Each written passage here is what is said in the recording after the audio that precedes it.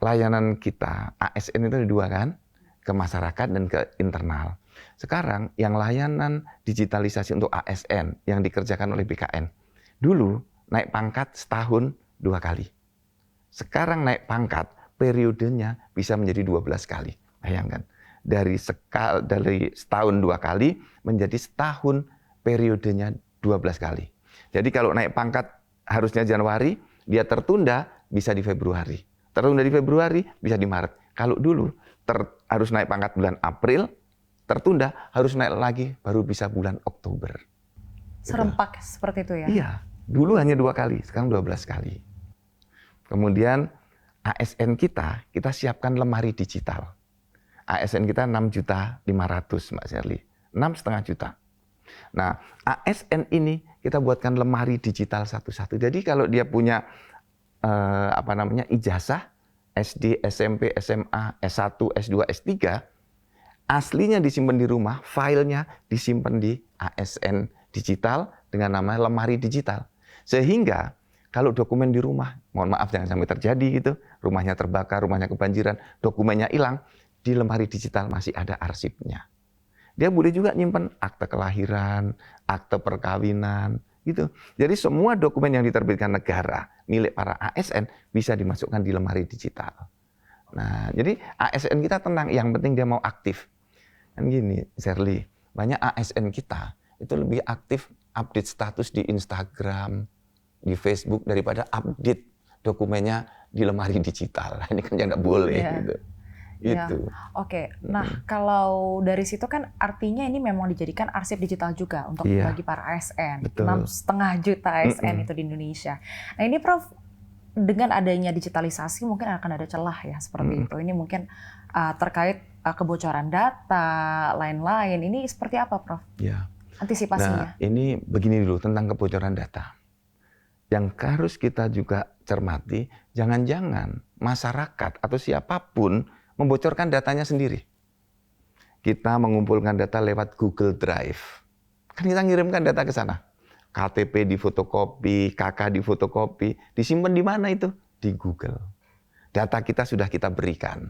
Ya kan? Ke Facebook, suruh ngisi data. Nama dan seterusnya, nama, alamat, kita berikan data kita.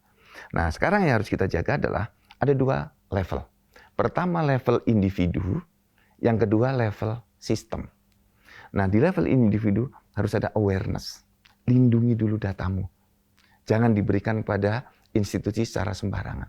Kan kita nggak boleh, Sherly, kasih KTP masuk di kantor, itu kan, KTP-nya difoto, itu kan menyerahkan data kita. Nah, mestinya semua lembaga itu terkoneksi dengan otoritas yang memegang data di Indonesia. Jadi cukup ke teknik.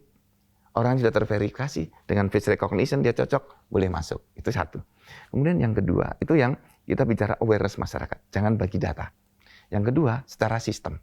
Kita harus memperkuat cyber security system. Gitu. Jadi firewall harus diperkuat. Ya kan? Hak akses harus diperkuat. Kemudian yang harus kita jaga adalah insider, orang dalam. Yang mengelola data harus menandatangani NDA, Non-Disclosure Agreement. Walaupun dia sudah pindah dari tempat ini, dia nggak boleh membocorkan semua yang dia pernah ketahui. Source code-nya, algoritmanya, cyber security systemnya, nggak boleh dia beritahukan ke orang lain. Oke, berarti memang yang dibutuhkan itu kurang lebih benang merahnya ada dari SDM-nya sendiri, lalu juga budaya kerja, dan juga infrastruktur, Prof. Nah, ini untuk memastikan infrastrukturnya tetap merata gitu. Ini kan seluruh Indonesia, Prof. Seperti apa? Itu problem besar, Sherly. Ya. Kita tidak semua daerah itu kuat untuk membangun infrastruktur itu. Maka pemerintah pusat itu yang harus menyiapkan infrastrukturnya. Jadi untuk digitalisasi, saran saya adalah tersentral di pusat. 514 kabupaten kota menjadi user. Seperti waktu saya Dirjen Dukcapil, sistem di pusat semua. Namanya SIA, Sistem Informasi Administrasi Kependudukan. Daerah tinggal memakai. Bayangkan kita hemat triliunan. Kita punya 514 kabupaten kota. Kalau masing-masing kabupaten membangun sistem 2 miliar, berarti 1 triliun lebih. Ya kan? Maka sistem cukup di pusat. daerah user, dia entry data, mengumpulkan data, melakukan pelayanan, maka sistemnya satu, datanya satu, standarnya satu. Jadi satu sistem, satu infrastruktur, satu produk. Satu infrastruktur itu artinya satu data center. Ya. Datanya sama, data centernya sama, kemudian produknya sama. Nah, itu Indonesia perlu menciptakan seperti itu. Ini bukan berarti kita melanggar prinsip desentralisasi, bukan. Tapi ini efisiensi dan efektivitas pemerintahan. Saya sudah membuktikan itu 8 tahun. Jauh lebih efektif kalau sistemnya satu, datanya satu, produknya satu standar.